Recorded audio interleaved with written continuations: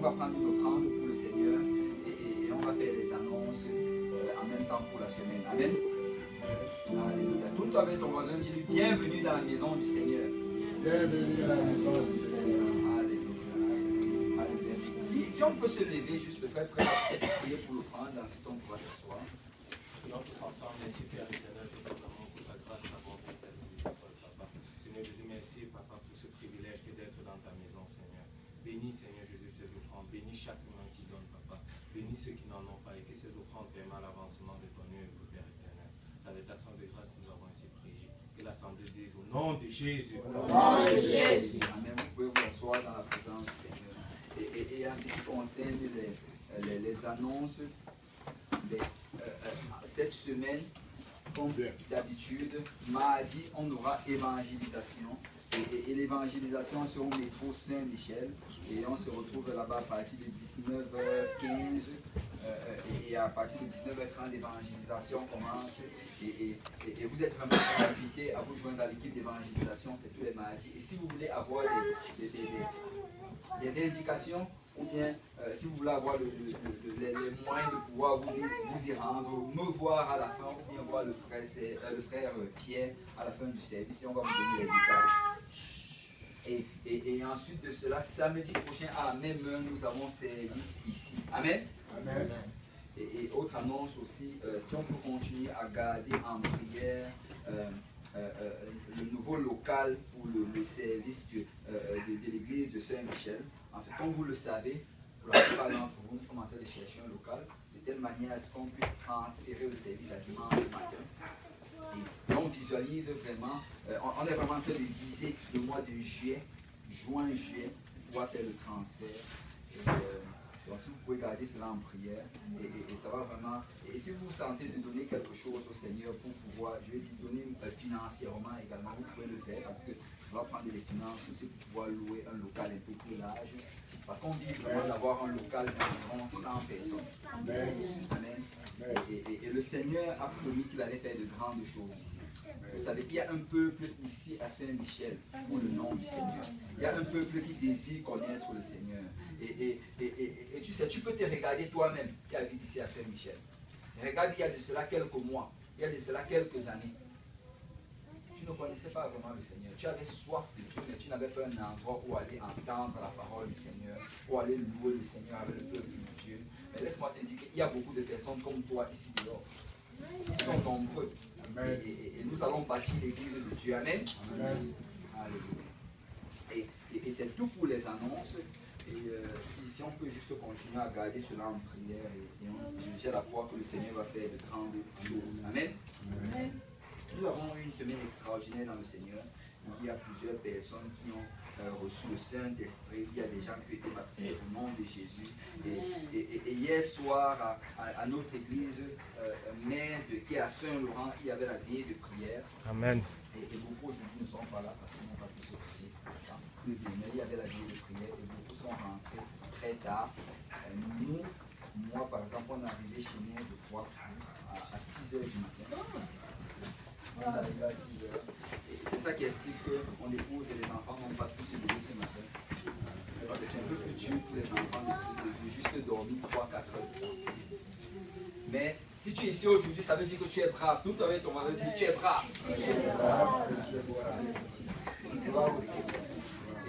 Et sans plus tarder, on va aller dans la parole du Seigneur. Amen. Amen. Qui est prêt pour la parole du Seigneur? Amen. Qui a soif d'entendre la parole de Dieu? Le Seigneur m'a donné un message aujourd'hui. Amen. Le Seigneur m'a donné un message. On va tous se lever. Vous savez, j'aime la parole du Seigneur. Et la parole du Seigneur a tellement fait dans ma vie. C'est ça tellement agi. Quand je me regarde, il y a de cela quelques temps par rapport à maintenant, je réalise que ce qui a changé, ce n'est pas la philosophie. Ce qui a changé, ce n'est pas la psychologie. Il n'y a aucun psychologue qui a parlé dans ma vie. Ce qui a changé, ce n'est pas les politiciens. Ce qui a changé, c'est la parole de Dieu. Alors que cette parole était appliquée, ça a fait le changement. Et laissez-moi vous dire qu'avant cela, j'ai essayé d'autres choses. Mais rien ne m'a jamais changé. c'est la parole de Dieu qui a changé. Amen. Tu sais, si toi tu es ici aujourd'hui, c'est parce que la parole de Dieu t'a changé. C'est parce que la parole de Dieu a fait des choses dans ta vie, des choses puissantes et de grandes choses. Amen. Et le Seigneur m'a mis à cœur aujourd'hui de parler sur un sujet qui nous touche tous. Et vraiment, c'est le sujet dont je suis en train de faire introduction aujourd'hui, c'est la voix de l'Éternel. La voix de l'Éternel. Et on va aller dans le livre de Psaume. Psaume chapitre 39. Non, 29, désolé. Psaume chapitre 29. Et on va lire juste un seul verset en introduction. Psaume 29, verset 4. Alléluia. Et on va le lire tous ensemble. Amen. Amen. Psaume 29, verset 4. Si vous y êtes, dites Amen. Amen. Ok. Psaume 29, verset 4. Lisons tous ensemble. La voix de l'Éternel est puissante. La voix de l'Éternel est majestueuse. Alléluia. La voix de l'Éternel est puissante. La voix de l'Éternel est majestueuse. Et le titre de mon message aujourd'hui, c'est La voix de l'Éternel est puissante. Amen. La voix de l'Éternel est puissante. Alors si on peut déposer nos Bibles, on va élever nos mains vers le Seigneur. Alléluia. Seigneur, Dieu Tout-Puissant, béni sois-tu, Papa. Papa, nous te rendons grâce, Seigneur. Nous te louons, Papa. Nous t'adorons pour les bonnes et merveilleuses choses que tu as déjà fait dans notre vie jusqu'à aujourd'hui, Papa.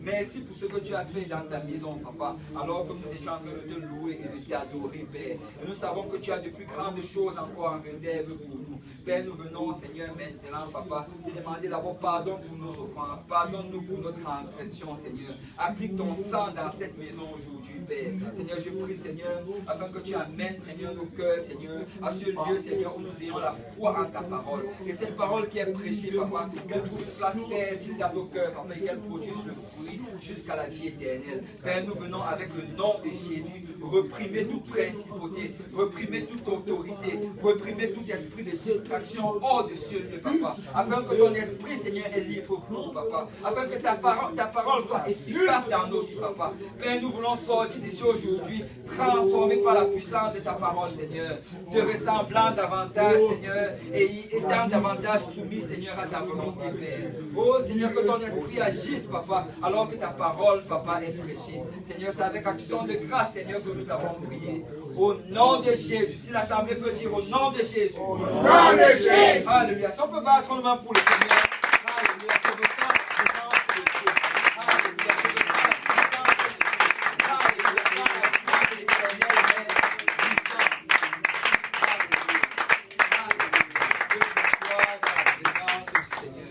Alléluia. La voix de l'Éternel est puissante. Amen. Amen.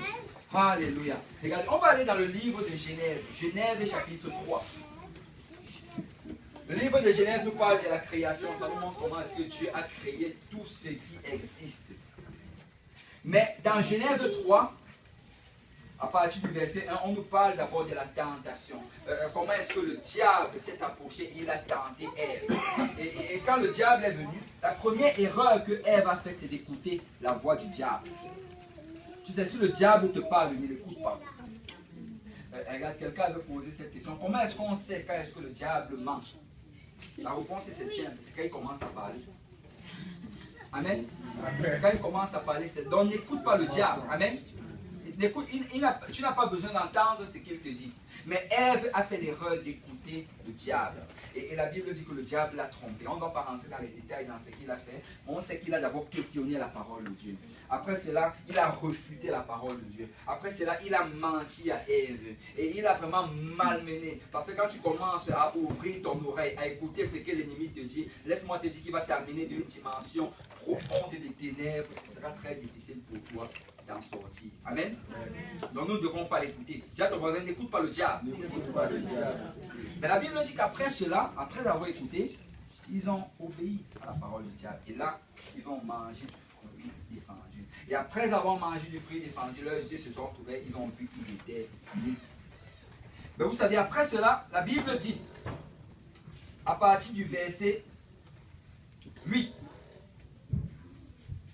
que alors, ils entendirent la voix de l'Éternel Dieu qui parcourait le jardin vers le soir.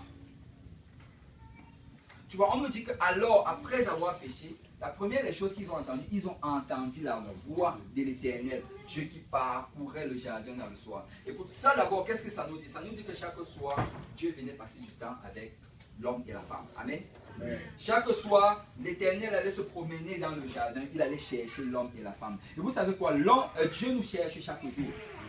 Dieu nous cherche chaque jour. Vous savez, souvent nous manquons notre temps de prière, mais Dieu n'a pas été absent. Il a été présent, il était assis là et il attendait. Il nous cherche chaque jour. La volonté de Dieu, c'est qu'on aille le voir chaque jour. Et tu sais, quand tu deviens père ou bien mère, tu peux vraiment commencer à ressentir un peu ce que Dieu ressent.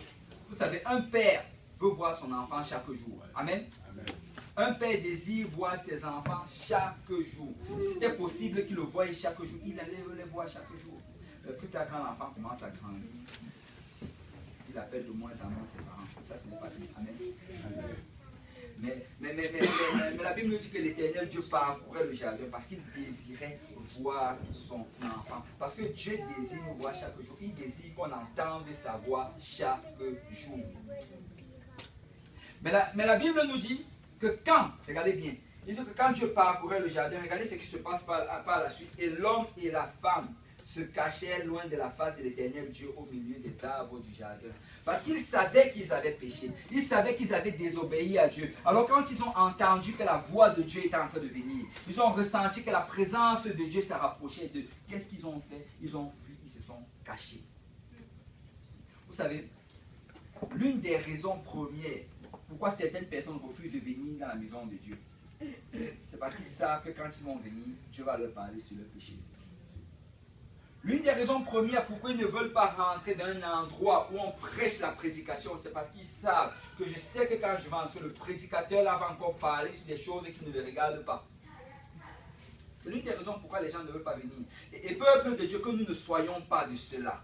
Peuple de Dieu, qu'on ne soit pas de ceux que quand on fait une faute, on se cache pour ne pas entendre de la part de Dieu. Que quand on tombe, on manque l'église parce qu'on ne veut pas ressentir cette conviction. Écoutez, si nous péchons, nous devons courir dans sa présence. Amen. Si nous tombons, nous devons courir dans la présence de celui qui peut nous laver. Amen. Écoute, le sang de Jésus est assez pur pour nous laver de toute iniquité. Écoute, aussi longtemps que nous allons nous tenir loin de sa présence, nous n'allons pas pouvoir être purifiés.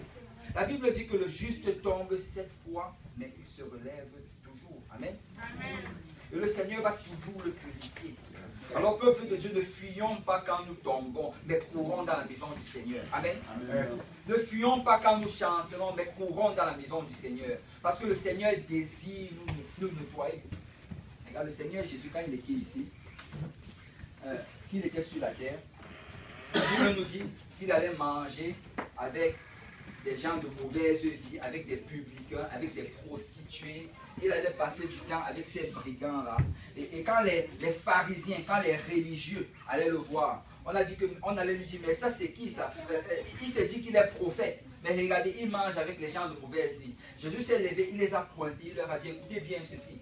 Je ne suis pas venu pour ceux qui sont en forme. Je suis venu pour ceux qui ont besoin de moi. En d'autres termes, ceux qui ont besoin de médecins, c'est ceux qui sont malades. Amen. Alors si Jésus est là, c'est parce qu'il veut nous guérir. Si Jésus est là, c'est parce qu'il sait que nous avons failli. Il sait que nous avons besoin de son aide. Il sait que nous avons besoin de force. Nous avons besoin d'être restaurés, d'être relevés. Alors ne fuyons pas la présence du Seigneur.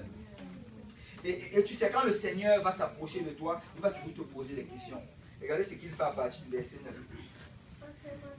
Mais l'Éternel Dieu appela l'homme et lui dit, où es-tu? La première chose que Dieu va toujours te demander, c'est où es-tu? Où es-tu? Où es-tu dans ta marche avec le Seigneur aujourd'hui? Où es-tu dans ta consécration avec le Seigneur? Est-ce que tu es en train d'avancer vers le Seigneur ou est-ce que tu es en train de reculer? Est-ce que tu es en train de grandir ou est-ce que tu es en train de rétrograder? Où se trouves-tu? Peuple de Dieu, nous devons souvent prendre juste le temps de penser par rapport à cela. Nous devons souvent prendre le temps de méditer là-dessus. Seigneur, où se trouve ma relation avec toi? Parce que c'est ça que le Seigneur te demande aujourd'hui. Est-ce que par rapport à il y a de cela 2 ans, tu as progressé dans le Seigneur? Est-ce que par rapport, il y a de cela 1 an, tu as progressé dans le Seigneur? Est-ce qu'il y a de cela 1 mois, tu as progressé dans le Seigneur? Est-ce qu'il y a des choses que tu as arrêté de faire? Est-ce qu'il y a des choses que tu as commencé à faire? Est-ce qu'il y a des choses dans lesquelles tu t'es engagé? Est-ce que tu t'impliques plus dans l'œuvre du Seigneur? Où est-ce qu'on se trouve? Amen. Amen. Le Seigneur vient te poser la question aujourd'hui. Où es-tu? Où es-tu? Et la Bible nous dit qu'il répondit, j'ai entendu ta voix dans le jardin et j'ai eu peur parce que je suis nu et je me suis caché. Et regardez pas la suite, le Seigneur lui demande une deuxième question. Et l'Éternel Dieu dit, qui t'a appris que tu es nu? En d'autres termes ici là, quelle est la voix que tu écoutes? Qui t'enseigne, qui te parle, qui te conseille? Le Seigneur est intéressé de savoir quelles sont les voix que nous écoutons. Parce que vous savez quoi? La voix que nous écoutons, c'est celle qui va déterminer l'endroit où on va aller. Si tu écoutes la voix de Dieu, tu vas aller au ciel. Si tu écoutes la voix du diable, tu vas aller en enfer. C'est important de savoir qui est-ce qui a droit de parler dans nos vies. Amen. Nous ne devons pas, peuple de Dieu, nous ne devons pas permettre que n'importe qui parle dans nos vies. Amen. Je ne sais pas pour vous, là, vous pouvez prendre ça comme vous voulez, mais moi, personnellement, j'ai décidé que si quelqu'un n'est pas baptisé au nom de Jésus, n'a pas reçu le Saint-Esprit, ne marche pas dans la sanctification, écoute, je ne vais pas aller chercher les conseils de cette personne-là. Amen. Parce que la personne a d'abord besoin d'obéir à l'évangile. La personne a d'abord besoin de mettre sa vie en règle avec Dieu. La Bible nous dit que c'est l'Esprit de Dieu qui nous guide dans toute la vérité. Alors si la personne n'a pas l'Esprit de Dieu, dans quelle vérité va-t-il te guider? Amen. Amen. Amen. Alors c'est important de savoir de qui est-ce que nous tirons nos conseils. C'est important de savoir qui est-ce que nous écoutons. Et le Seigneur te demande, qui t'a dit cela? Qui t'a dit que tu étais nu? Qui t'a dit que tu étais en train de fléchir? Qui t'a dit que tu étais en train de tomber? Qui t'a dit que tu étais en train de rétrograder? Qui t'a dit que tu étais en train de t'éloigner de la volonté du Seigneur? En d'autres termes, quel rapport vas-tu écouter? Est-ce que tu vas écouter le rapport du médecin qui te dit que tu vas mourir? Ou tu vas écouter le rapport de Dieu qui te dit que tu vas vivre? Est-ce que tu vas écouter le rapport de l'immigration qui te dit que tu vas sortir? Ou tu vas écouter le rapport de Dieu qui te dit que tout lieu que foulera la plante de ton pied, je te le donne en héritage? Quel rapport vas-tu écouter? Parce que le rapport qu'on va écouter, c'est ça qui va être déterminant dans notre vie. Amen. Et regardez la troisième question que le Seigneur lui demande. Est-ce que tu as mangé du fruit de l'arbre dont je t'avais défendu de manger? En d'autres termes, est-ce que tu as désobéi? La troisième question, est-ce que tu as désobéi? C'est la première question, il te demande, où es-tu? Deuxième question, quelle voix est-ce que tu es en train d'écouter? Et troisième question, est-ce que tu marches dans l'obéissance? Est-ce que tu marches dans l'obéissance? Vous savez, la voix de Dieu, c'est pour nous parler. Dieu va nous poser des questions. Et quand Dieu nous pose des questions en passant, ce n'est pas pour savoir quelque chose, parce que Dieu sait déjà tout. Amen. Quand Dieu nous pose des questions, c'est pour que nous sachions où nous nous trouvons et qu'on lui demande son aide pour nous trouver où nous devons nous trouver. Ça, c'est la raison pourquoi Dieu pose des questions.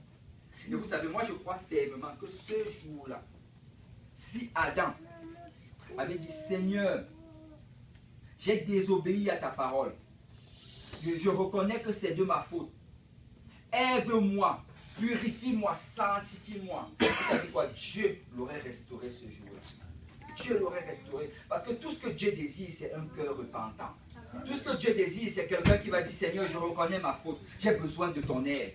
Seigneur, je ne peux pas y arriver sans toi, j'ai besoin de ton aide. Seigneur, lave-moi, crée en moi un cœur pur, renouvelle en moi un esprit bien disposé. Je reconnais que sans toi, je ne peux rien.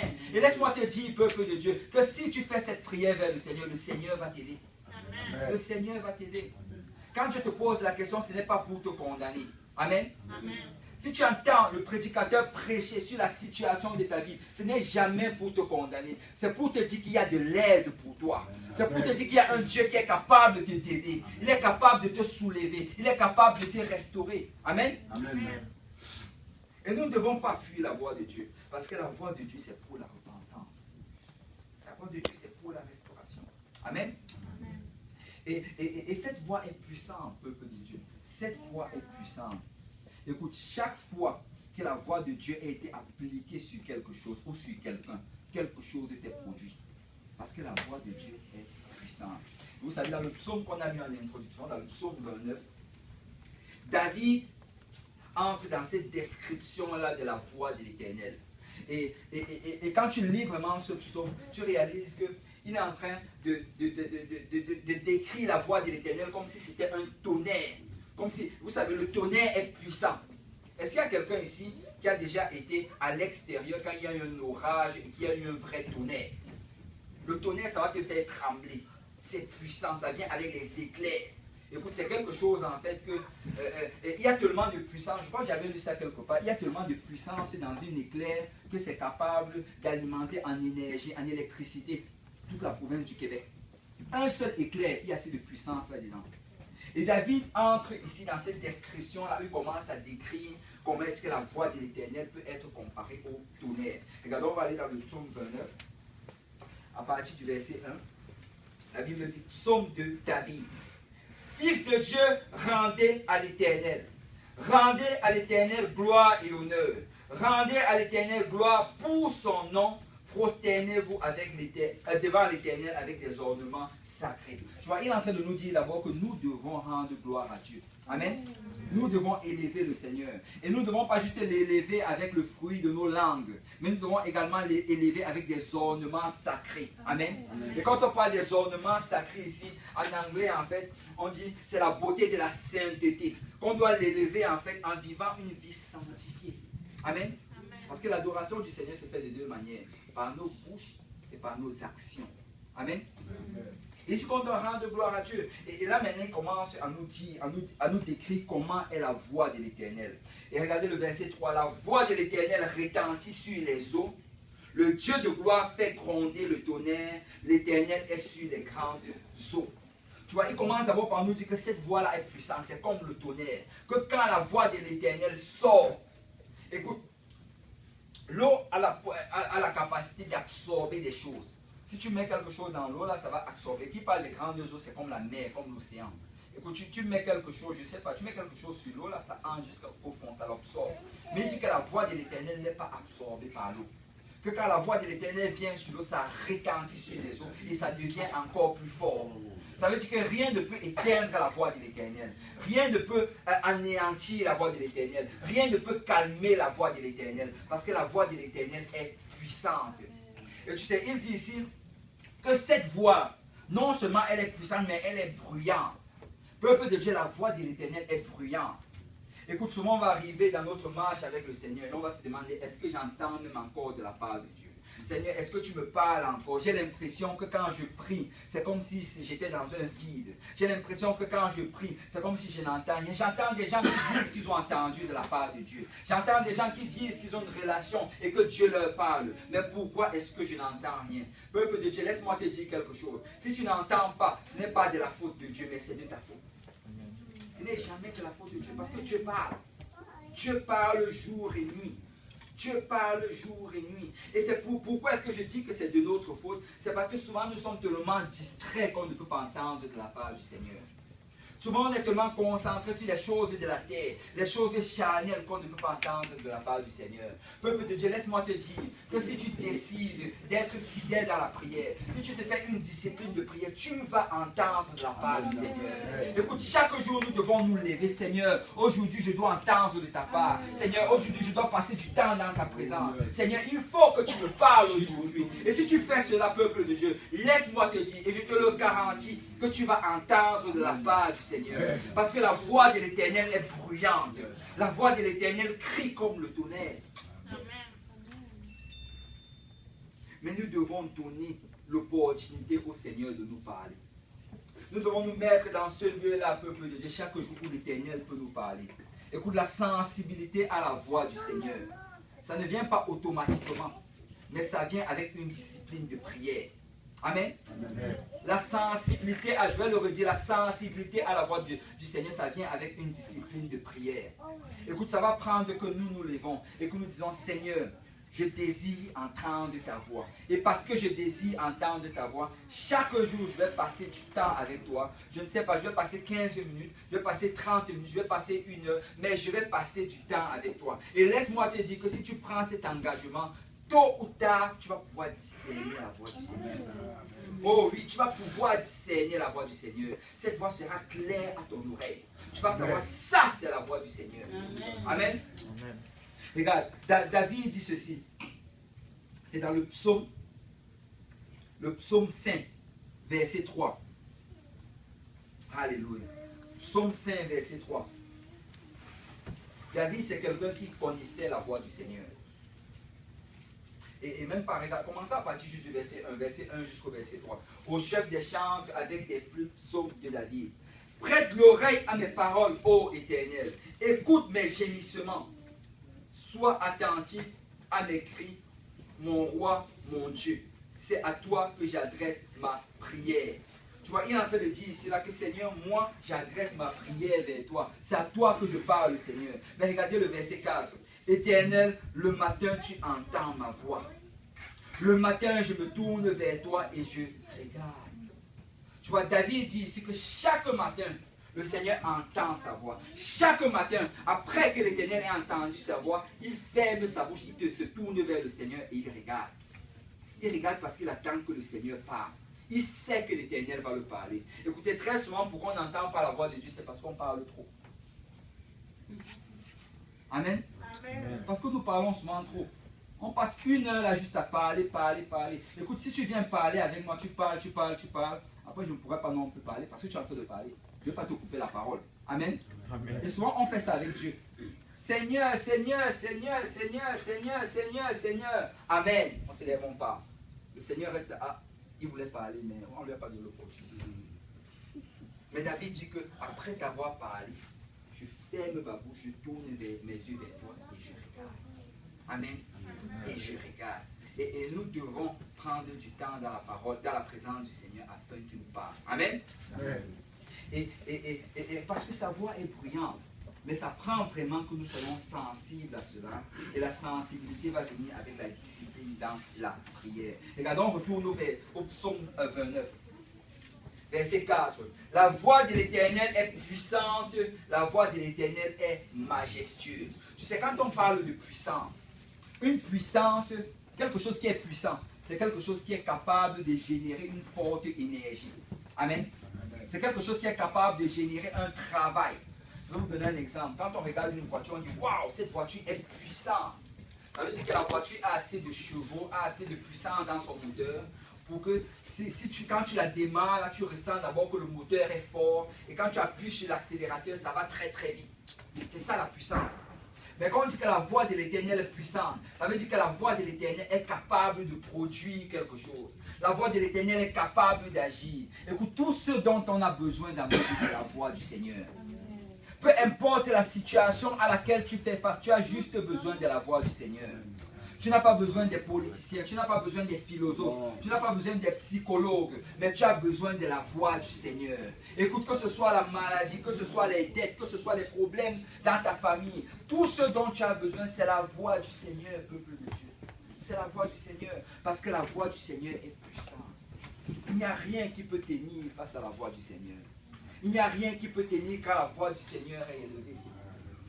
Il dit que la voix du Seigneur est majestueuse. Qui parle de majestueuse ici? La racine du mot, c'est majesté. Ça veut dire qu'il y a de l'autorité dans la voix du Seigneur. Quand le Seigneur déclare, la chose arrive. Peu importe la combinaison de démons qui se dressent contre cela. Si le Seigneur déclare, la chose arrive. Amen. Parce que la voix du Seigneur est majestueuse. Vous savez, il y avait une dame.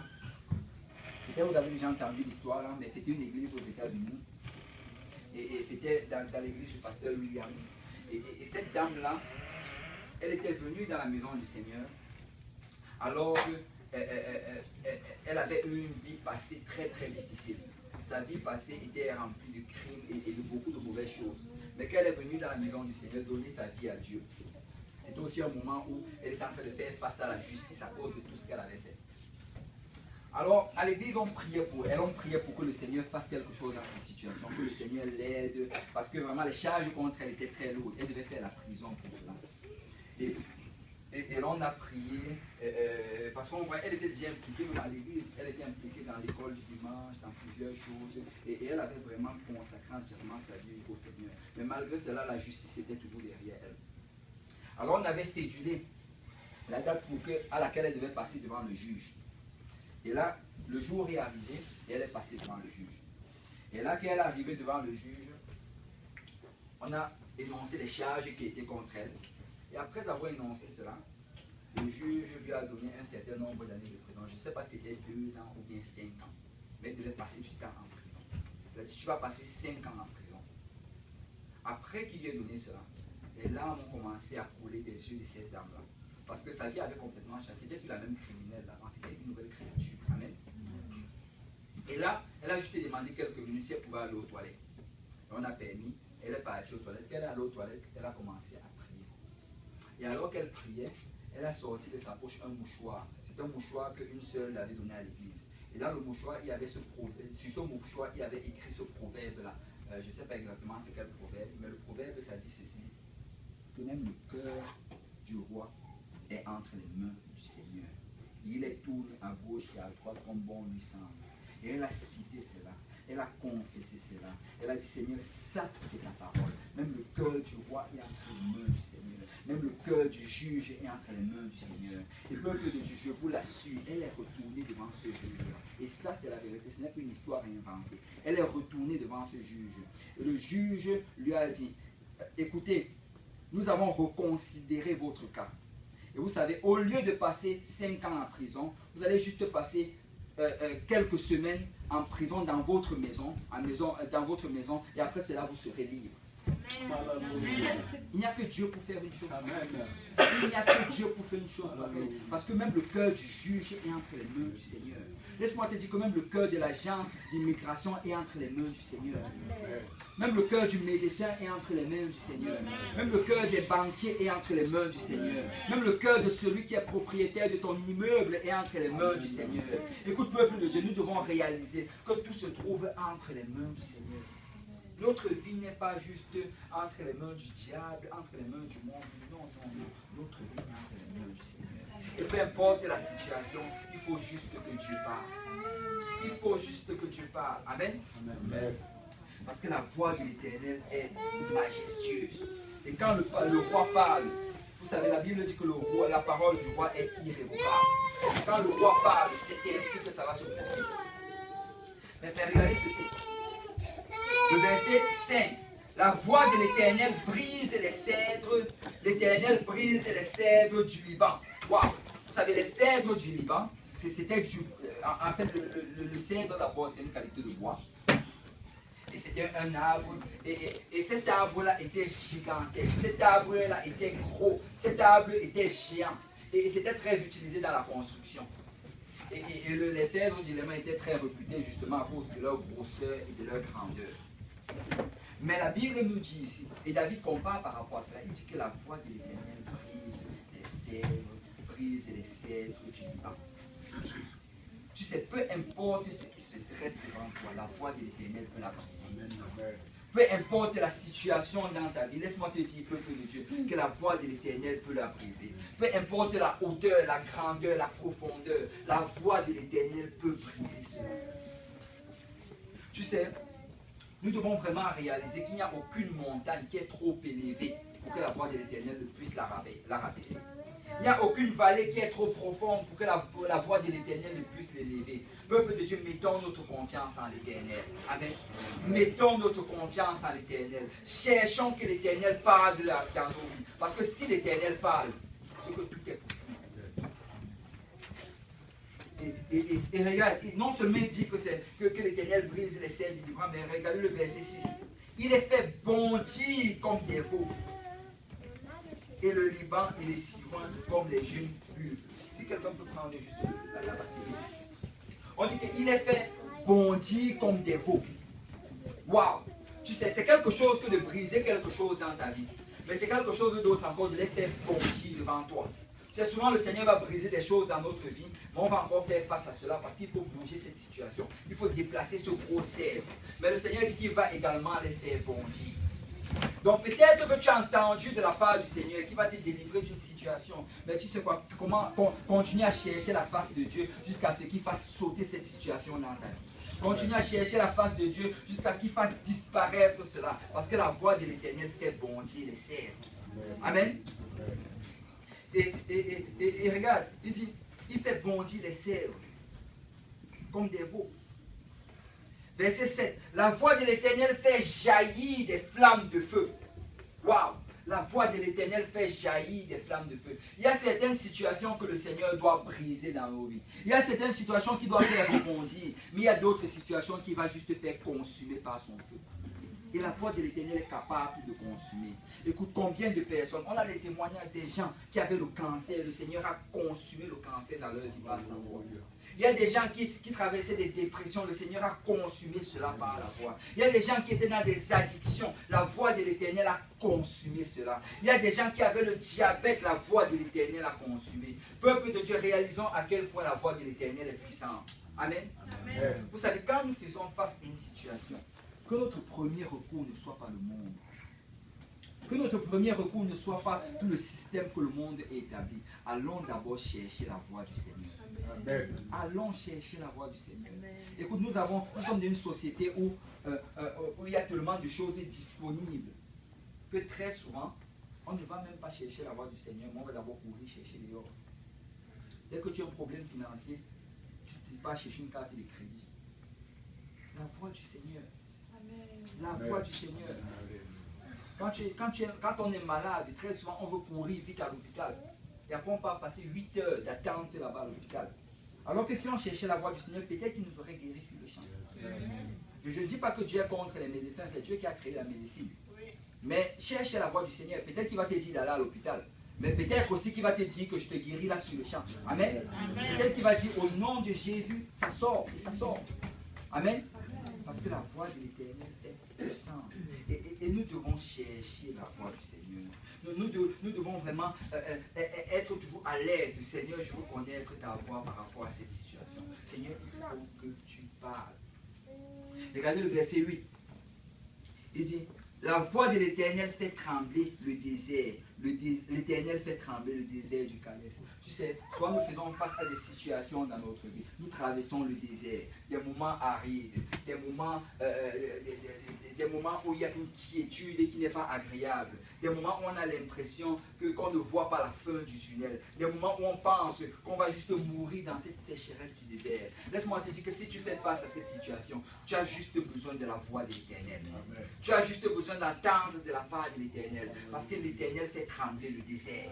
Écoute, le désert dans ta vie va trembler alors que la voix de l'Éternel va être invoquée. Le désert dans ta vie va être secoué alors que la voix de l'Éternel va être invoquée. Écoutez, quand nous traversons le désert, ce n'est pas le moment de rester chez soi, d'être enfermé et de pleurer, mais c'est d'aller dans un endroit où la voix de l'Éternel est invoquée. C'est d'aller dans un endroit où la voix de l'Éternel est élevée. Parce que laisse-moi te dire que dans cette position-là, tout est possible. Le Seigneur peut faire trembler le désert. Le Seigneur peut chasser le désert devant toi. Le Seigneur peut te donner la victoire. Parce que la voix de l'Éternel est puissante. Regardez le verset 9. Il dit, la voix de l'Éternel fait enfanter les biches. Waouh! La voix de l'Éternel fait enfanter les biches. Tu sais, il est en train de dire ici que la voix de l'Éternel apporte la vie. Amen. La voix de l'Éternel apporte la vie. Nous avons des témoignages encore et encore. Comme il y a des femmes qui étaient stériles. Et que le Seigneur a amené la vie dans leur rein au travers de sa parole. Parce que la voix de l'Éternel fait enfanter la vie des biches. Tu sais, peut-être tu regardes ta situation aujourd'hui. Tu regardes une promesse que le Seigneur t'a faite. Tu regardes peut-être quelque chose que tu avais commencé à faire dans le Seigneur. Et c'est comme si c'est aller dans un état léthargique. C'est comme si c'est aller dans un état de mort totale. Mais laisse-moi te dire que la voix de l'Éternel peut ramener cela à la vie. Amen. La voix de l'Éternel peut ressusciter cette chose. Ne fais jamais un enterrement sur les promesses du Seigneur. Ne couvre jamais avec un tombeau les promesses du Seigneur. Mais juste dis, Seigneur, que ta voix retentisse sur mes promesses. Que ta voix parle sur ces promesses. Parce que je sais que la voix de l'Éternel fait enfanter les biches. Je sais que la voix de l'Éternel fait ramener à la vie ceux qui sont morts. Vous savez, la seule chose dont Lazare avait besoin, c'est que l'Éternel Jésus parle. La seule chose dont il avait besoin, c'est qu'il dise, Lazare, viens. Lazare, sors. Lazare, Jésus t'appelle. C'était la seule chose dont il avait besoin. Et moi, je crois fermement que si ce jour-là, Jésus n'avait pas dit, Lazare, Et s'il avait juste dit, sors, laissez-moi vous dire que tous ceux qui étaient morts, avant que Jésus ne vienne sur la terre, toutes ces personnes-là, ils allaient commencer à sortir de leur tombeau. Ils allaient commencer à vivre. Parce que la voix de l'Éternel fait enfanter les péchés. La voix de l'Éternel ramène à la vie. Et peuple de Dieu, laisse-moi te dire que si tu es ici aujourd'hui, c'est parce que la voix de l'Éternel te ramène à la vie. La voix de l'Éternel te ramène à la vie. Ce n'est pas un hasard si tu te trouves ici aujourd'hui. La Bible dit que le pouvoir de la vie et de la mort se trouve au bout de la langue. On applique souvent ça dans le sens que oh, chaque chose que je vais parler, ça va arriver. Et c'est vrai. C'est vrai. Mais il y a encore une autre dimension dans cela. Le pouvoir de la vie et de ta mort se trouve à la langue du prédicateur. Amen. Amen. Il a dit qu'on va être sauvé par la prédication de la parole. Folie pour les uns, messagers de Dieu. C'est comme ça qu'on va être sauvé. Parce que la voix de l'Éternel apporte la vie. Amen. Amen. Mais regardez la deuxième partie. Il dit, elle dépouille les forêts. Tu sais, on a gardé ça dans le même verset parce que ça parle de la même chose. Ça parle de la même chose. Parce qu'il dit ici que la voix de l'Éternel fait enfanter la vie. Ça apporte la vie. Mais après, ça dépouille les forêts. Dépouiller, là, c'est plutôt la mort. C'est plutôt en train d'enlever les choses. Ça enlève les choses dans la forêt. Tu sais, pour que Dieu puisse bâtir dans ta vie, il va devoir enlever certaines choses. Pour que Dieu bâtisse, ça va toujours prendre qu'il enlève. Il faut qu'il enlève le feuillage. Il faut qu'il enlève les mauvaises herbes. Il faut qu'il émonde les mauvaises tiges. Mais c'est ça qui va faire que par la suite, il apporte la vie. Et c'est pourquoi la parole de Dieu souvent va vous frapper. C'est pourquoi la parole de Dieu souvent va nous toucher à un endroit où on ne veut pas être touché. Mais laisse-moi te dire, peuple de Dieu, que ça apporte la vie. Amen. Ça apporte la vie. Regardez, dans le livre d'Hébreux, Hébreux chapitre 4, verset 12, la Bible dit, car la parole de Dieu est vivante et efficace. La parole de Dieu est vivante et efficace. Tu sais, quand on dit que la parole de Dieu est vivante, ça veut dire que la parole de Dieu n'est pas morte. Amen. Amen. Ça veut dire que cette même parole qui a été énoncée il y a de cela 2000 ans, elle est encore efficace aujourd'hui. Cette même parole qui a eu l'effet dans la vie des apôtres il y a de cela 2000 ans, a encore de l'effet dans nos vies aujourd'hui. Il n'y a rien qui soit mort dans la parole de Dieu. Écoute, tu peux prendre la parole de Dieu comme du cash, la mettre en pratique dans ta vie et voir la gloire de Dieu. Amen. Et non seulement elle est vivante, mais elle est efficace. Quand on parle d'efficacité, elle va faire exactement ce qu'elle dit qu'elle va faire. Amen. Amen. Écoutez, le problème, ce n'est pas avec la parole de Dieu, le problème, c'est avec elle. Parce que la parole de Dieu est vivante et efficace. Parce que nous, très souvent, on va s'approcher de la parole de Dieu sans avoir la foi. Si on s'approche avec la foi, elle va faire ce pourquoi elle est venue faire. Amen. Si tu viens avec assurance que je sais que le Seigneur va le faire parce que c'est dans sa parole, laisse-moi te dire que tu vas voir la gloire du Seigneur. Amen. Tu vas voir la gloire du Seigneur. Écoute, quelqu'un est venu une fois voir Jésus. Oh maître, peux-tu faire ceci? Est-ce que tu peux le faire? Le Seigneur l'a regardé, lui a dit, tout est possible pour celui qui croit. Donc n'envoie pas le problème sur moi. Ne dis pas que ce n'est pas moi qui ne peux pas faire ceci. Est-ce que toi tu crois que je peux le faire? Est-ce que ce que tu me demandes, tu crois vraiment que je peux le faire? Parce que la parole de Dieu est puissante. Elle est efficace. Le problème, ce n'est pas avec le problème, ce n'est jamais avec la parole de Dieu. Mais le problème, c'est avec notre foi. Alors on doit juste dire, Seigneur, aide notre incrédulité. Seigneur, aide notre foi parce que je veux croire en ta parole. Seigneur, je veux m'accrocher à ta parole. Seigneur, je ne veux pas aller chercher la solution ni à gauche ni à droite, mais je veux attendre la parole du Seigneur. Parce que ce que tu as dit, je sais que tu vas le faire. Amen. Amen. Parce que la parole de Dieu est vivante et la parole de Dieu est efficace. Et regardez, elle est plus tranchante qu'une épée quelconque à deux tranchants. Pénétrante jusqu'à partager âme et esprit, jointure et moelle. Et elle juge les sentiments et les pensées du cœur. C'est ici que la parole de Dieu est tranchante. Et la suite du verset, il est en train de décrire comment est-ce que c'est tranchant. C'est quand il dit qu'elle est capable de discerner âme et esprit. L'âme, en fait, d'habitude, ça va être notre champ de bataille. C'est l'endroit où on va mettre nos désirs et nos émotions et toutes les choses qu'on a envie de faire. Mais l'esprit, quand on est né de nouveau, l'esprit, en fait, c'est l'endroit que le Seigneur a déjà ressuscité. Amen. Amen. Notre esprit est déjà ressuscité. Notre esprit appartient déjà au Seigneur. Mais le problème encore, c'est l'âme. Mais tu sais, ce que la parole de Dieu va faire, c'est qu'elle va venir trancher âme et esprit. Elle va discerner que ça, c'est ta volonté, ça, c'est la volonté de Dieu. Ça, c'est ce qui vient de ta chair, mais ça, c'est ce qui vient de Dieu. Peuple de Dieu, nous devons écouter la parole du Seigneur. Nous devons méditer la parole du Seigneur. Nous devons nous assurer que chaque semaine, on se trouve à un endroit où la parole du Seigneur va nous être prêchée. Amen. Nous devons nous assurer que chaque semaine, nous ayons un contact avec la parole de Dieu. Parce que la parole de Dieu est efficace. Mais notre responsabilité, c'est d'aller à un endroit où la parole de Dieu va nous être prêchée. Amen. Et il dit que ça divise, ça sépare l'âme et l'esprit. Et regarde, il dit que ça sépare jointure et moelle. Tu sais, si tu vas regarder un peu la signification vraiment, en hébreu, je veux dire en grec, ce que ça signifie vraiment, quand on parle de jointure et moelle, on parle vraiment au niveau du cartilage. On dit en fait qu'il y a ce cartilage-là et cette jointure. Et il dit que quand tu regardes vraiment dans la science, tu vois que ces deux choses-là, c'est très difficile à séparer. Est-ce qu'il y a quelqu'un ici là? On sait qu'ils sont plus ça là. Il y a celui qui a fait un peu le fond encore. Est-ce qu'il y a quelqu'un ici qui mange le poulet là, qui mange l'os? Ah, mais il y a encore certains qui le font aussi. Mais je sais que certains ne le font pas, je ne sais pas pourquoi. Parce que peut-être ici il y a l'abondance de nourriture. Au pays là-bas, tu mangeais tout l'os, souvent tu avais même l'os. mais tu sais, quand tu prends l'os du poulet, et en prenant l'os du poulet, après avoir croqué déjà la partie blanche, là, le cartilage, après souvent il reste une partie qui est encore un peu collée dessus.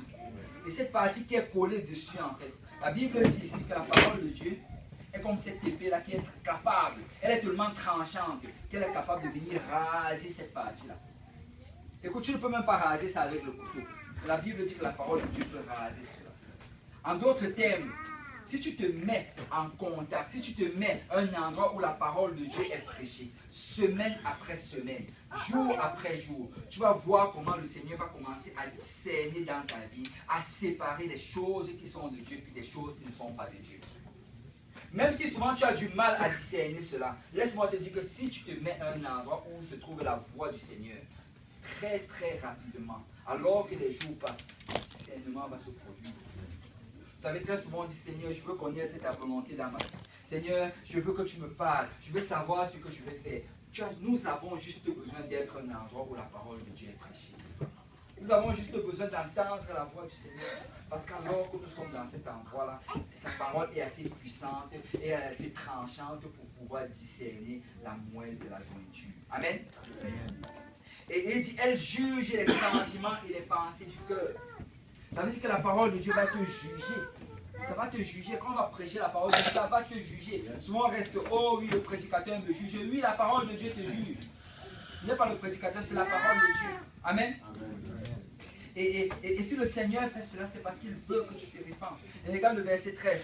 Nulle créature n'est cachée devant lui, mais tout est nu et découvert aux yeux de celui à qui nous devons rendre compte. Amen. Et la parole de Dieu est puissante. Peuple de Dieu, nous devons nous assurer d'être à proximité de cette parole. C'est vraiment notre responsabilité. Amen. Écoutez, le monde va apporter ses distractions. Le diable va apporter ses mensonges. Mais notre responsabilité, c'est de s'assurer que nous soyons en présence de cette parole chaque semaine. Et même encore plus chaque jour. Nous devons être en présence de cette parole. Parce que c'est cette parole qui a le pouvoir de nous changer. Amen. Regardez ceci.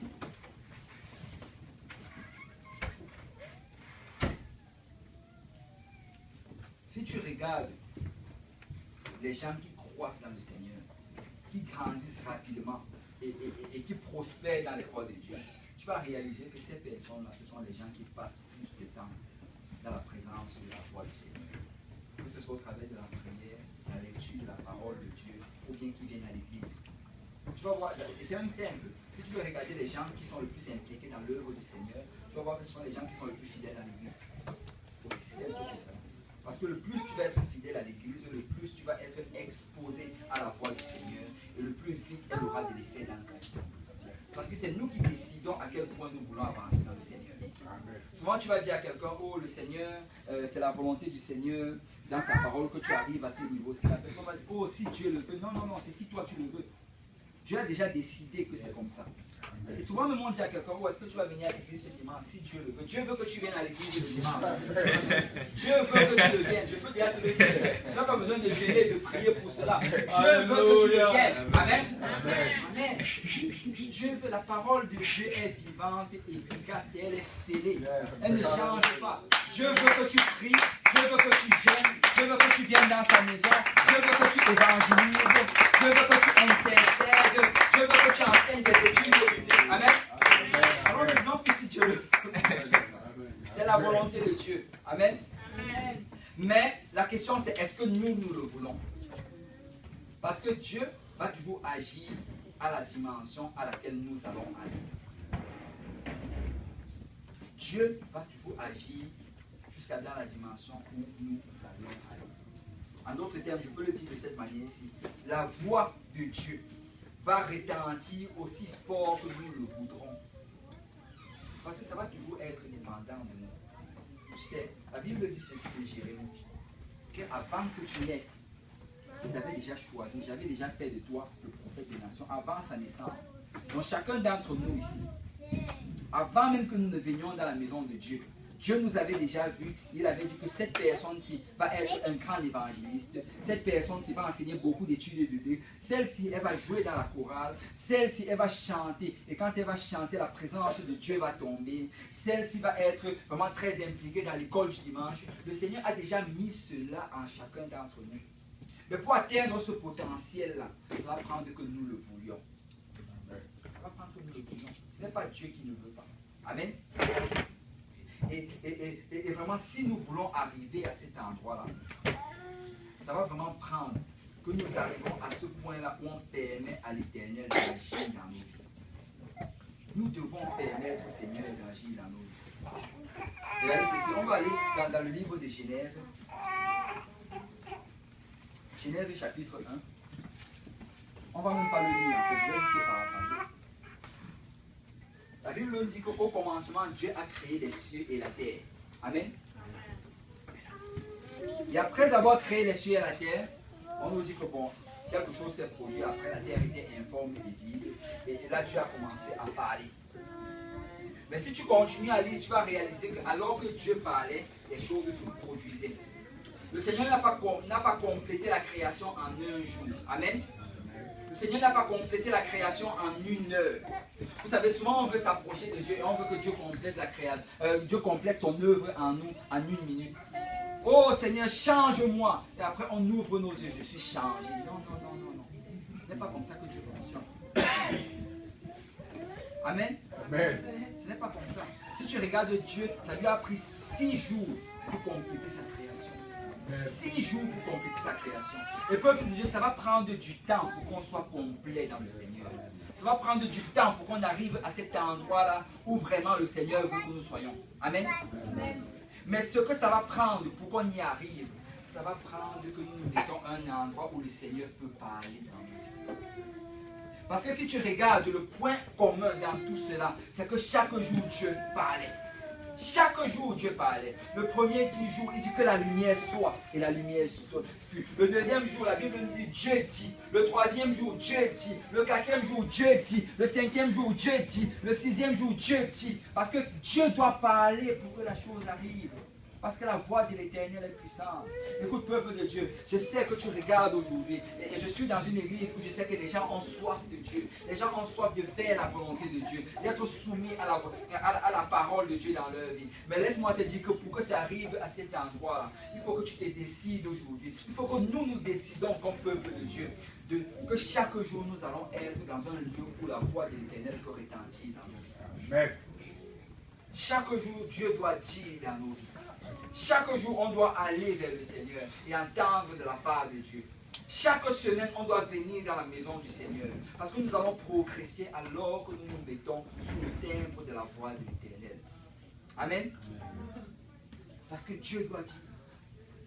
Regarde dans la Bible, on nous raconte encore cette histoire où, alors que Jésus était sur la face de la terre, alors qu'il était dans les rues de Jérusalem, alors qu'il était en train de marcher. Vous savez, pour que le miracle arrive dans la vie des personnes.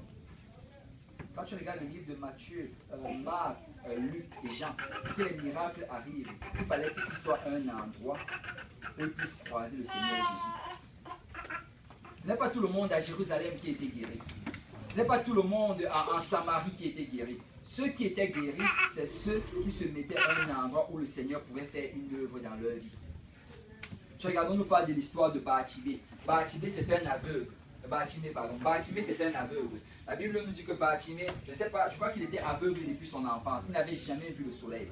Mais le voilà, il se trouvait dans cet endroit-là. Il avait entendu parler de Jésus. Il avait entendu qu'il y a ce prophète-là. Certains croyaient qu'il était prophète. Il y a ce prophète-là en Samarie. Il se promène et partout où il se promène, il prie pour des gens guéris. Il prie pour les boiteux marchent. Il prie pour ceux qui sont aveugles et qui recouvrent la vue. Il prie pour ceux qui ont des maladies et les maladies tombent. Il prie pour des gens et les démons sortent. Quelqu'un a fait le rapport à Bartimée. Mais malgré le fait que Bartimée a entendu ce rapport, malgré le fait que Bartimée avait une connaissance de qui est Jésus, Bartimée n'avait pas été guéri. Mais vous savez, la Bible nous dit qu'un jour, il a entendu que Jésus allait passer sur sa route. Un jour, il a entendu, je ne sais pas comment le rapport lui est arrivé, que Jésus allait passer devant lui. Tu sais, Bartimée avait soif. Il voulait aller à cet endroit où Jésus se trouvait. Parce que quand tu es malade, le plus gros besoin que tu as, c'est la guérison. Amen. Amen. Tu es prêt à payer tous les médecins du monde pour être guéri. Je me rappelle qu'il y avait, on m'avait raconté quelqu'un qui avait quitté, je crois, ici le Canada. Il avait payé, je ne sais pas combien de billets d'avion pour arriver en Afrique parce qu'on avait dit qu'il y avait quelqu'un là-bas qui allait le guérir. Des milliers de dollars.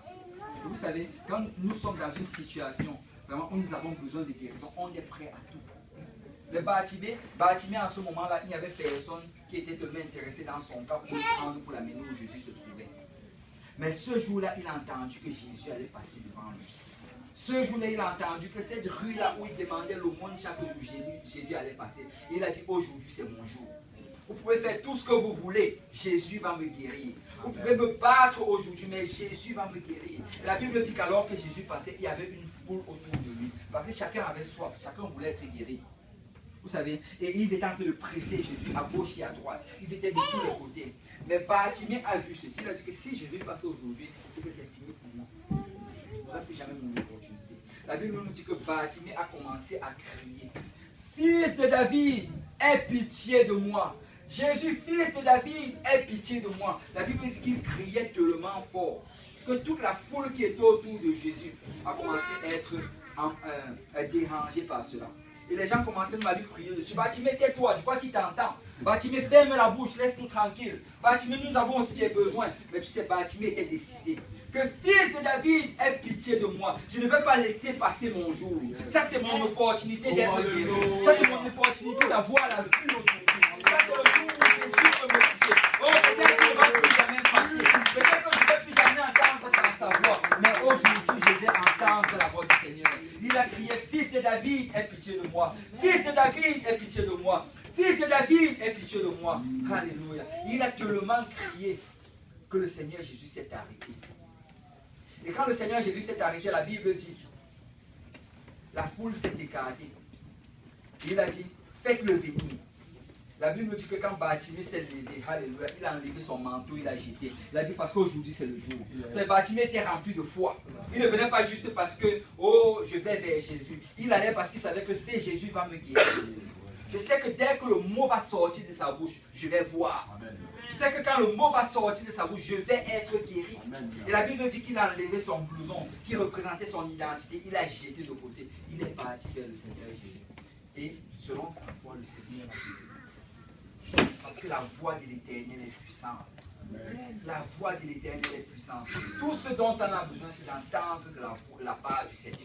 Peuple de Dieu, laisse-moi te dire, ne viens jamais à l'église d'une manière passive, d'une manière endormie, mais elle vient en réalisant que peut-être aujourd'hui c'est mon jour. Peut-être c'est le jour où le Seigneur va passer au travers des allées. Peut-être c'est le jour où il va me toucher pour que je sois guéri. Peut-être si je loue assez fort aujourd'hui, c'est le jour où je vais recevoir ma guérison. Peut-être si je danse avec assez d'intensité aujourd'hui, c'est le jour où je vais recevoir ma bénédiction. Peut-être que si je crie assez fort aujourd'hui, c'est le jour où je vais avoir ma délivrance. Peuple de Dieu, réalisons que ça se trouve entre nos mains. Parce que la voix de l'Éternel est puissante. Amen. Tout en fait, on va nous dire la voix de l'Éternel est puissante. Alléluia. Regardez dans Matthieu chapitre 4, verset 4. Le Seigneur dit, l'homme ne vivra pas de pain seulement, mais de toute parole qui sort de la bouche de Dieu vivant. C'est quand on parle de parole ici, c'est rhéma. C'est une parole prononcée. Il y a deux mots en grec qu'on utilise pour parole dans la Bible. Il y a logos et il y a rhéma. Logos, c'est la parole complète du Seigneur. Mais rhéma, c'est une parole pour une situation précise. C'est-à-dire quand tu as besoin de guérison, le rhéma dont tu as besoin, c'est que par ces meurtrissures, je suis guéri. Et quand tu appliques ce rhéma sur ta maladie, tu obtiens la guérison. Amen. Tu sais, quand tu as besoin de provision, tu as besoin de ce rhéma. Le Seigneur va pourvoir à tous tes besoins selon sa grâce. Et quand tu appliques ce rhéma sur ta situation, tu obtiens la provision. Quand tu as besoin de délivrance, tu as besoin de ce rhéma. Aucune tentation qui m'est survenue n'est au-delà de mes forces. Dieu est fidèle pour m'aider à sortir de ces situations. Et quand tu appliques ce rhéma sur ta situation, tu obtiens la force pour résister à la tentation. Et la Bible dit ici que l'homme ne va pas vivre de pain seulement, mais de tout rhéma qui va sortir de la bouche du Dieu vivant. Peuple de Dieu, nous avons besoin de ces rhémas. Nous avons besoin d'entendre de la part du Seigneur. Nous avons besoin que quand une situation se présente, Seigneur, on a dit ceci, on a dit cela, mais c'est le temps que tu parles, Seigneur. Seigneur, les médecins ont dit ceci, les médecins ont dit cela, mais Seigneur, c'est le temps que tu parles. La banque a dit ceci, la banque a dit cela, mais c'est le temps, Père, que tu parles, Seigneur. Et laisse-moi te dire que si tu vas à un endroit où la parole de Dieu est prêchée, si tu viens ici alors qu'il y a la parole de Dieu, peu importe ce que je vais prêcher, le Seigneur va te parler sur ta situation. Parce qu'il est intéressé par ta situation. Amen. Et nous avons besoin de cela. Et nous devons avoir un sincère désir d'entendre ce réveil.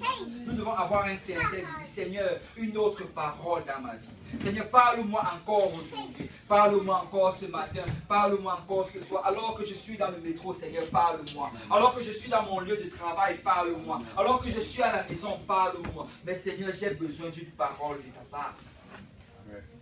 Regardez, Luc chapitre 1, verset 37. Souvent on cite ce verset, mais si tu regardes la vraie signification en hébreu, là, en grec, là, tu vas voir que la signification est encore plus profonde. Il dit, car rien n'est impossible à Dieu. Rien n'est impossible à Dieu. Si tu regardes en grec, c'est ce que ça dit littéralement. Qu'aucun rhéma n'est impossible de la part de Dieu. Aucun rhéma. Ça veut dire qu'il n'y a aucune parole que Dieu va prononcer qui n'est pas capable d'accomplir. Il n'y a aucune parole dans cette Bible-ci que Dieu prononce dans ta vie qui n'est pas capable d'accomplir. Tu peux prendre la parole littéralement telle qu'elle le dit. Et tu peux l'appliquer dans ta vie comme du cash et tu vas voir la chose arriver. Amen. Peuple de Dieu, nous avons juste besoin d'un rhéma. C'est quand tu traverses une situation difficile. Tu peux aller dans ta vie et lire la parole de Dieu. Laisse-moi te dire que littéralement, et ça m'est déjà arrivé plusieurs fois, littéralement, le Seigneur va te montrer un verset. Et c'est comme si ce verset-là sort de la Bible et que ça entre dans toi et que ça s'applique en toi. Et tu peux la prendre comme du cash. Et tu peux te lever, commencer à te réjouir. Alléluia, je sais que le Seigneur va faire. Oh, j'ai entendu un rhéma de la part de Dieu. Je sais qu'il va le faire et je vais marcher dans la foi. Parce qu'aucun rhéma n'est impossible à Dieu. Alléluia. Aucun rhéma n'est impossible à Dieu. Mais tu sais, très souvent, alors que nous obtenons ce rhéma, ce que nous devons nous assurer de faire, c'est que nous soyons patients et qu'on permet à ce rhéma d'agir. Nous devons être patients et permettre à ce rhéma d'agir. Regardons, on va aller dans le livre d'Ésaïe, chapitre 48. Alléluia. Ésaïe, chapitre 48.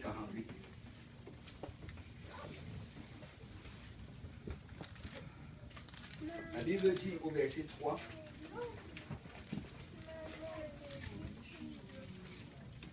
dès longtemps, j'ai fait les premières prédictions. Le Seigneur dit, dès longtemps, j'ai parlé. Dès longtemps, je t'ai fait des promesses. Dès longtemps, je t'ai dit que j'allais faire certaines choses dans ta vie.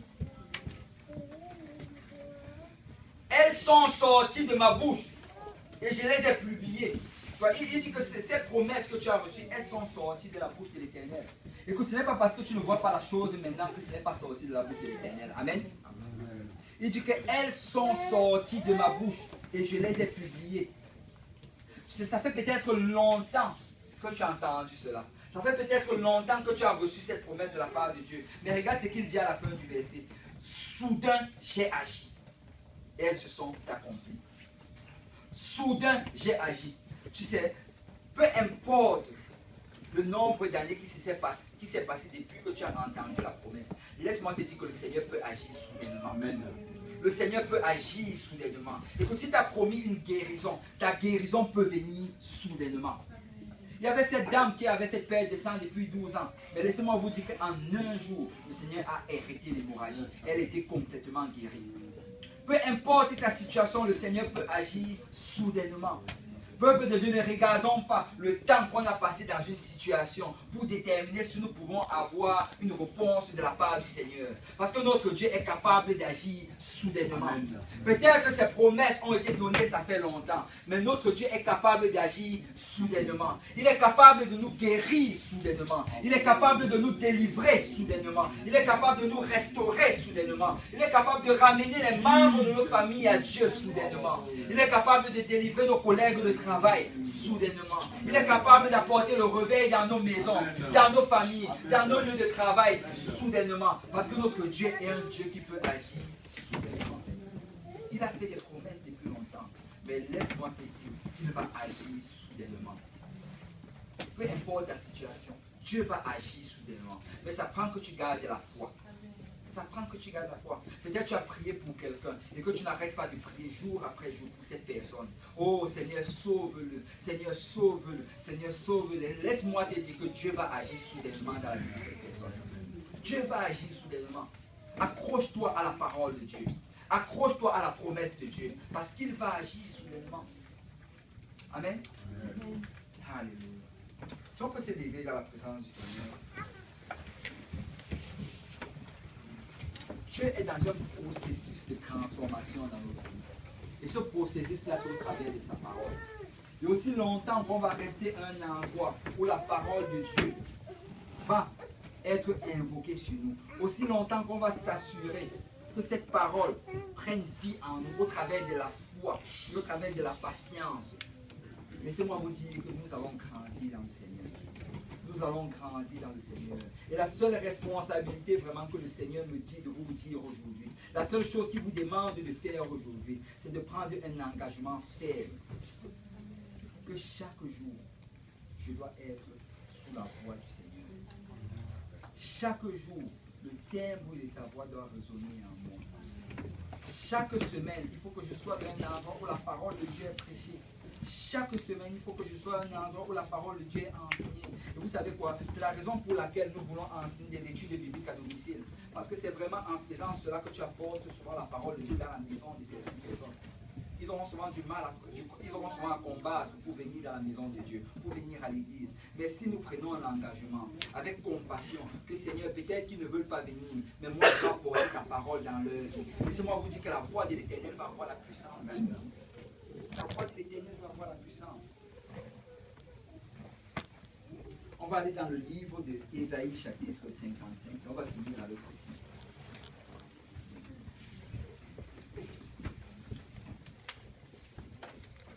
Ésaïe 55. À partir du verset 10.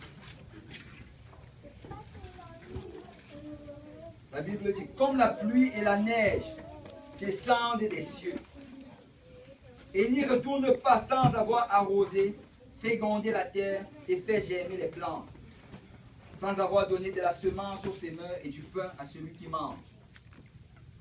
Ainsi en est-il de ma parole qui sort de ma bouche. Elle ne retourne point en moi sans effet, sans avoir exaucé ma volonté et accompli mes desseins. Wow. Le Seigneur compare ici, par la bouche du prophète, l'effet de sa parole à ce que la pluie et la neige font. Tu sais, si aujourd'hui nous sommes capables d'avoir de quoi manger, c'est parce qu'il y a la pluie, il y a la neige qui tombe. Parce que toute cette eau-là dont la végétation a besoin, ça vient de la pluie et de la neige. Et la Bible dit que quand la pluie et la neige tombent, qu'est-ce qui se passe? Cette eau-là va d'abord venir et elle va arroser. Et après avoir arrosé, elle va aider à la fécondation de la terre. Et après la fécondation, il y aura la germination. Et la plante va germer. Et après, quand elle va germer, elle va produire une autre semence qui sera encore plantée par la suite. Et de l'autre côté, elle va produire du pain qui va être mangé. Parce que tout cela va être produit sur la base de la pluie et de la neige. Le Seigneur dit ici que de la même manière que la pluie et la neige agissent, c'est de la même manière que ma parole agit dans vous. C'est exactement de la même manière. Écoute, tu apprends la parole de Dieu, que cette parole tombe sur nous chaque jour. Et alors qu'elle tombe, elle va commencer à arroser notre vie. Elle va commencer à amener de la semence. Et elle va commencer à faire une germination. On va commencer à produire quelque chose. Et alors qu'on va commencer à produire cette chose-là, ça va amener ce fruit-là qui va nous amener jusqu'à la vie éternelle. Mais tout cela est issu de la parole de Dieu. C'est la parole de Dieu. Mais vous savez, dans le processus justement de la germination, il y a quelque chose auquel très souvent nous ne sommes pas conscients de cela. C'est que Jésus a dit ceci, que pour qu'une plante germe, pour qu'une semence germe, il faut d'abord qu'elle meure. Et souvent tu vas recevoir la parole de Dieu. Tu vas recevoir cette semence. Et tu auras l'impression que c'est comme si elle est morte. C'est comme si rien n'est en train de se produire. Écoute, si tu as l'impression qu'elle est morte, tu es sur le droit chemin. Parce que ça prend d'abord qu'elle meure avant qu'elle puisse vivre. Ça prend que cette semence-là que tu as reçue de la part du Seigneur, cette voix que tu as entendue de la part du Seigneur, ça prend que tu arrives à un endroit que tu te demandes que Seigneur, c'est comme si je ne vois rien arriver. Laisse-moi te dire que si tu ne vois rien arriver, c'est parce que les choses sont en train d'arriver. Si tu ne vois rien arriver, c'est parce que tu es sur le droit chemin. Dieu est en train de bâtir ta foi. Tu es en train d'agir sur cette semence-là. Parce qu'il faut d'abord que la semence meure afin qu'elle puisse germer. Le peuple de Dieu ne permet jamais à ce temps de mort, à ce temps de silence, de t'amener dans un endroit où tu commences à douter de la voix de Dieu, où tu commences à douter des promesses de Dieu. Laisse-moi te dire que si c'est en train d'arriver, c'est parce que tu es sur le droit chemin. Et si tu es patient, si tu laisses cette semence où elle se trouve, et si tu permets à l'eau du Seigneur de l'arroser, de l'arroser, de l'arroser, laisse-moi te dire que tôt ou tard, elle va germer. Elle va germer. Mets-toi un endroit où la voix de l'Éternel va faire son œuvre. Mets-toi un endroit où la parole de l'Éternel va pouvoir produire ce qu'elle est censée produire en elle. Amen. Alléluia. Nous devons permettre à la voix de l'Éternel d'agir. Ce dont nous avons le plus besoin aujourd'hui, c'est la voix du Seigneur. Ce dont nous avons le plus... Oh, nous n'avons pas besoin de... Beaucoup pensent qu'on a besoin de telle ou telle chose. Ce dont notre génération a besoin, c'est la voix du Seigneur. Parce qu'il y a beaucoup de voix qui résonnent dehors. Mais il y a une voix que nous devons écouter, c'est la voix du Seigneur. Amen. Amen. Si on ne peut pas attendre pour le Seigneur.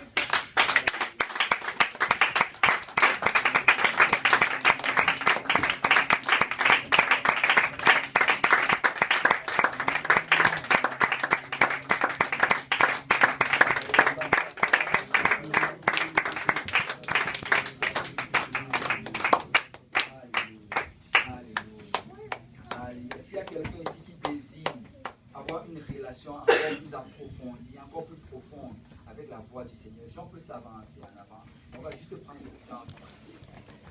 Et on va prendre le temps de parler au Seigneur. Et on va dire, Seigneur, je veux Seigneur entendre ta voix. Seigneur, je veux Seigneur discerner ta voix. Seigneur, je veux Seigneur savoir qu'est-ce que ta voix dit dans ma vie. Alléluia. Alléluia. Alléluia. On peut élever nos voix avec le Seigneur. Alléluia. Seigneur, je te puissant. Papa, nous aimons ta voix. Nous aimons quand tu nous parles. Ta parole, Seigneur, est comme du miel, Seigneur, à nos oreilles. Ta parole, Seigneur, est plus sucrée, Seigneur, que tu Seigneur, Seigneur, ta parole, Seigneur, a beaucoup élevé nos yeux. Père, peut-être nous avons été distraits. Peut-être qu'il y a d'autres voix qui ont résonné dans nos oreilles. Peut-être qu'on a été portés à écouter des choses que nous ne devions pas écouter. Mais Seigneur, nous venons, Seigneur, aujourd'hui, Papa, au nom de Jésus-Christ, Père, afin que ta voix encore ait la prééminence dans notre vie, Papa. Oh, nous voulons pouvoir discerner ta voix de la voix du monde, Papa. Nous voulons pouvoir discerner ce qui vient de Dieu de ce qui vient du monde. Nous voulons pouvoir discerner, Seigneur, ce qui sort de la Bible, Papa, de ce qui sort des pensées philosophiques, Seigneur, qui nous ont enseigné Dieu, Papa. Oh, Père, parle, Seigneur, dans nos vies, Seigneur, aujourd'hui, Seigneur. Dis un mot, Seigneur, dans nos vies, Seigneur, aujourd'hui. Oh Seigneur, nous désirons avoir une relation avec ta parole, Papa. Oh, que tes promesses, Seigneur, prennent vie, Seigneur. Alors que nous les entendions, Seigneur, qu'on y place de la foi, Papa. Et qu'on mette cette foi, Seigneur, en exercice au travers de nos actions, Papa. Et qu'on voie la gloire de l'Éternel, Père. Oh Seigneur, agis dans la vie de tes enfants, Seigneur.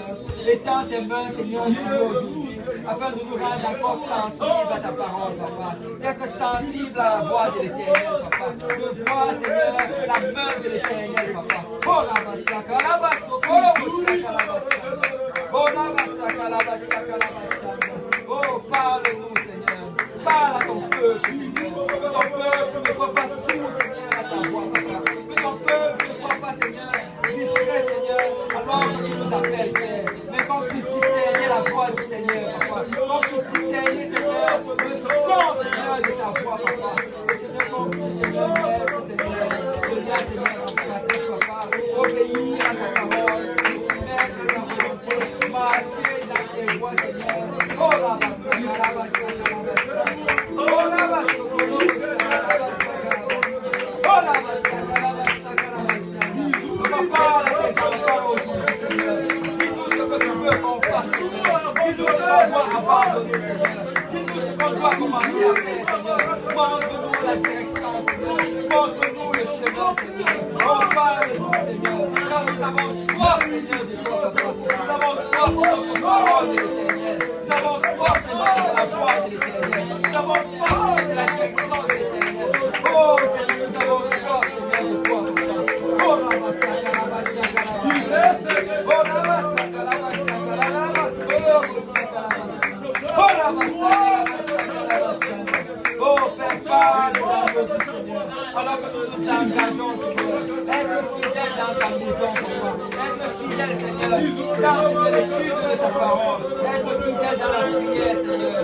Oh, Père, nous nous engageons aujourd'hui, Papa. Nous demandons de ton aide, Seigneur, pour être digne. Seigneur, tu connais nos faiblesses, Seigneur. Tu connais nos manquements, Papa. Et nous savons, Seigneur, que sans toi, Seigneur, rien, Seigneur, n'est possible, Papa.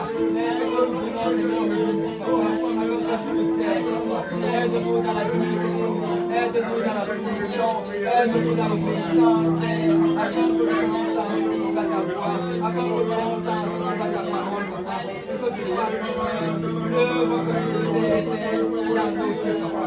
Oh la basaka, la bashoko, la bashaka, la bashaka. Oh la basaka, la bashaka, la bashaka. Oh la basaka, la bashaka, la bashaka, la bashaka. La basaka, la oh la basaka, la bashaka, la bashaka. Oh la basaka, la bashaka, la bashaka, la bashaka. Oh la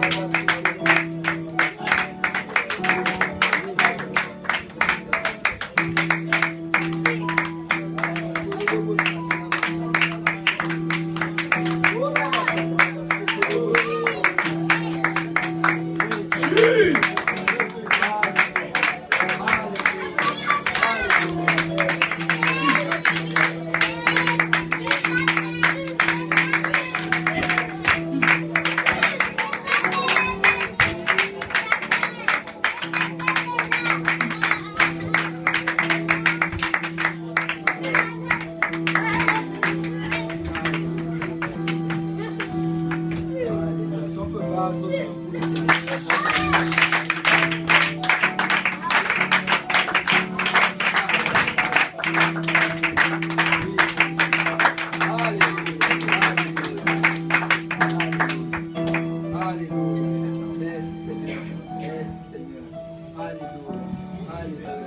Vous laisser avec cette pensée-ci. Alléluia. La voix de l'Éternel va retentir aussi fort qu'on le voudra. La voix de l'Éternel va retentir aussi fort qu'on le voudra. Tu sais, si tu décides aujourd'hui que Seigneur, je veux t'entendre encore plus fort que je ne t'ai entendu dans le passé, le Seigneur va t'amener dans cette dimension. Parce que c'est son désir. C'est son désir. Il veut que tu l'entendes. Il veut que quand tu pries, tu ressentes ta présence. Il veut que quand tu pries, que tu puisses vraiment sentir qu'il est en train de te parler et que tu discernes que ça c'est la voix du Seigneur. Ça c'est la volonté du Seigneur. Mais nous allons aller. Nous allons nous approcher de lui aussi proche qu'on va désirer qu'il pourra s'approcher. Amen. Merci Seigneur. Non pas pour battre nos mains pour le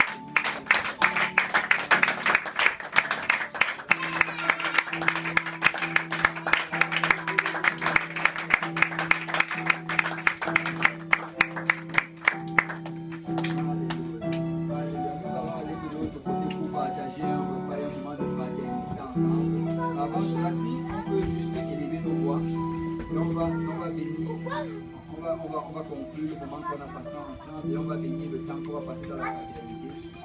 Si le frère François peut venir savoir pour nous. Éternel, désormais, comme vous priez aujourd'hui pour nous pour la salle, le Seigneur ici présent dans ton nom. Et qu'on vous prie, éternel, chacun de nous-mêmes qui vous prions. On vous remercie d'avoir et qui tu nous donnes la force aujourd'hui de participer ensemble, de prier, de louer de ton nom, Seigneur. Car l'éternel, que cette prière-là porte fruit dans nos cœurs, Papa. Que cette prière-là, Seigneur, porte fruit dans nos cœurs et jaillit dans nos cœurs et porte de la racine dans nos cœurs. On vous prie au nom de Jésus. Que chaque personne nous dit au nom de Jésus. Au nom de Jésus. Alléluia. Donc, on va nous mettre pour le Seigneur.